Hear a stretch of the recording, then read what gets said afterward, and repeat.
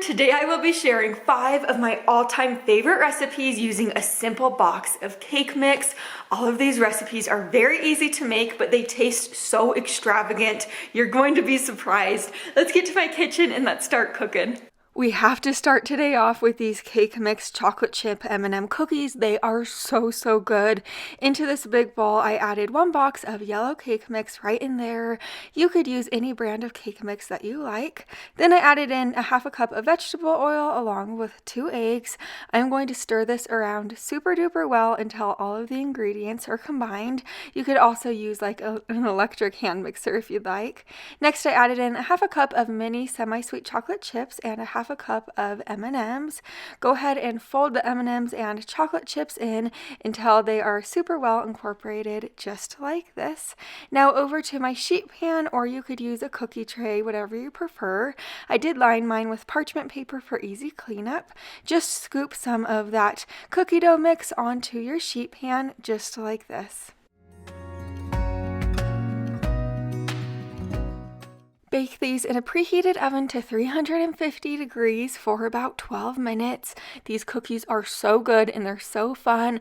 I chose red and green M&Ms to kind of like be festive for this time of year, but you could choose any type of M&Ms you like. You could do like birthday M&Ms, or you could do like peanut M&Ms, peanut butter M&Ms. I don't know. It's just a lot of fun. These cookies are good. My little ones absolutely love these chocolate chip muffins, and I'm going to show you why. So into this big bowl, I'm adding in a box of yellow cake mix. Next, I'm adding in 3 eggs and then a 1/2 cup of milk. Then add in a 1/3 cup of softened butter. I do want to let you know, if you don't want to do chocolate chip muffins, that's fine. You could always do like blueberry muffins. You could do strawberry muffins. Any type of muffins you want will work super well. After I gave this a good stir, I added in 1 1/3 cup of semi-sweet chocolate chips. Go ahead and stir those chocolate chips in. Now over to my muffin pan, I am going to line it with some like cupcake wrappers just because my little ones like it, but if you don't want to do that, you certainly don't have to. I am just going to scoop that muffin mixture into each cupcake liner now.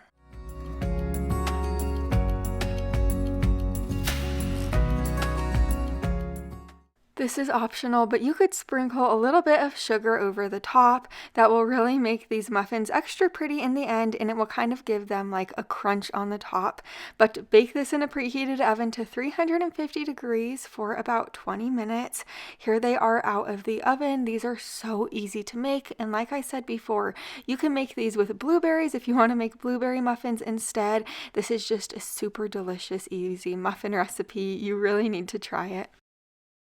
I don't know about you, but one of my favorite cakes of all time is Texas sheet cake. So now we are making these Texas sheet cake cookies. Into this bowl, I added in 1 box of chocolate cake mix. Next, I'm adding in a 1/3 cup of vegetable oil along with 2 eggs. Stir this super well and it will be kind of thick. This is a thicker batter, but just trust me, these are kind of like more like cake-like cookies. They're really delicious. But I have my cookie sheet right here. I am just going to scoop the batter out onto my cookie sheet. These cookies are going to bake in a preheated oven to 350 degrees for about 9 minutes, and as I took the cookies out of the oven when they were done, a few cookies kind of fell off the cookie tray and fell onto my ground and my countertop, but it was okay. Anyway, once I took them out of the oven and my cookies started to cool down, I started making the icing. So into this pot on the stove, I added in a 1/4 cup of softened butter, 2 tablespoons of cocoa powder, and 3 tablespoons of milk. I whisked this on a low heat until it was super well combined and it looked nice and smooth like this. I removed the pot from the heat. Now I'm going to stir in 2 cups of powdered sugar.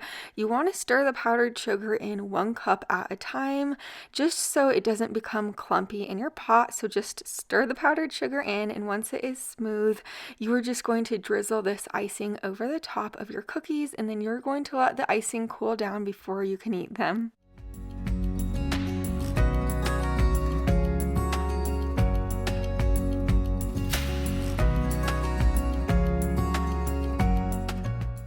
If you've ever made Texas sheet cake before, these cookies taste so similar to Texas sheet cake. These cookies are like perfect for the holidays because if you want to make them festive, you could sprinkle some holiday sprinkles over the top. They're a total crowd pleaser and nobody will know how easy they actually are to throw together. Now we are making this blueberry lemon loaf cake. So into this big bowl right here, I'm adding in a box of white cake mix, or you could use lemon cake mix if you like. Next, add in 3/4 cup of water along with 3 egg whites. The reason why I'm using egg whites is just because they do provide structure for like loaf cakes. Then I added in a tablespoon of oil. You could use any type of oil you like. Then add in all but a teaspoon of a 3-ounce packet of lemon jello mix. Beat this super well. Then you are going to stir in 1 1/3 cup of fresh blueberries. I set it to the side. We're going to work on the cheesecake filling now. So into this bowl, I added in 6 ounces of softened cream cheese, along with 2 tablespoons of sugar and 1 egg. Once it was smooth, I just set it to the side and I pulled out my loaf pan. I did line my loaf pan with parchment paper and I sprayed it with nonstick spray. I'm adding half of the blueberry cake mixture right in there, and then I'm going to add half of the cheesecake filling over the top. Then you're going to pour the remaining cake mix over the cheesecake mixture and then pour the remaining cheesecake mixture on the very top. Bake this in your oven on 350 degrees for about 55 minutes or until the cake has set.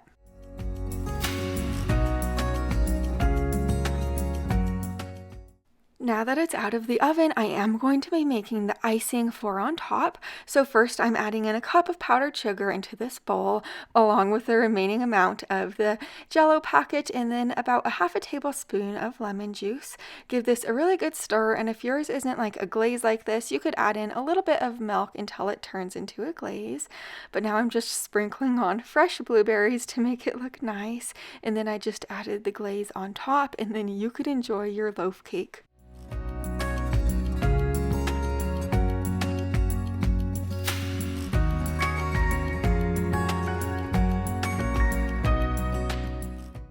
This loaf cake is so perfect for this time of year, and if you're not the biggest cheesecake fan in the world, you could still make this. Just don't add that cheesecake mixture in and it will still be super delicious. This cake is just super moist and perfect. Now we are making this apple crumble, and this recipe is actually on page 209 in my new cookbook. I make this recipe in my cookbook using blueberries, but today we are going to be using apples instead, but you could also use peaches or really anything that you'd enjoy. To my 9x13 baking dish, I'm adding in 2 cans of apple pie filling, or like I said, you could use any type of pie filling that you like. Go ahead and spread it out to the best of your ability, and then sprinkle on 1 box of yellow cake mix, or you could use white cake mix, really whatever you have on hand. Then you're going to place 8 tablespoons of thin sliced butter all over the top. Bake this in a preheated oven to 350 degrees for about 35 minutes. And you guys, I have been working on this cookbook for over a year now, and I am so excited that it is starting to arrive in some of your very own kitchens. I made sure to add a high quality color image for every single recipe in this book. That's a big deal for me because I'm such a visual learner. Also, the recipes are very easy to follow. There's plenty of dinners, sides, appetizers, desserts, and just so much more in this book. I've made 8 sections. Right now, I have the physical and digital version of my book available for you. I have it linked down below. But once your crumble is out of the oven, you could serve it up. We like to eat ours with vanilla ice cream. This is super delicious. It's so warm and cozy, and it really is so delicious for this fall and winter time just because it's so easy to make and it tastes like you spent hours trying to make it. I have so many more videos like this on my channel, so make sure you're subscribed so you don't miss the next one. I'll see you there. Bye for now.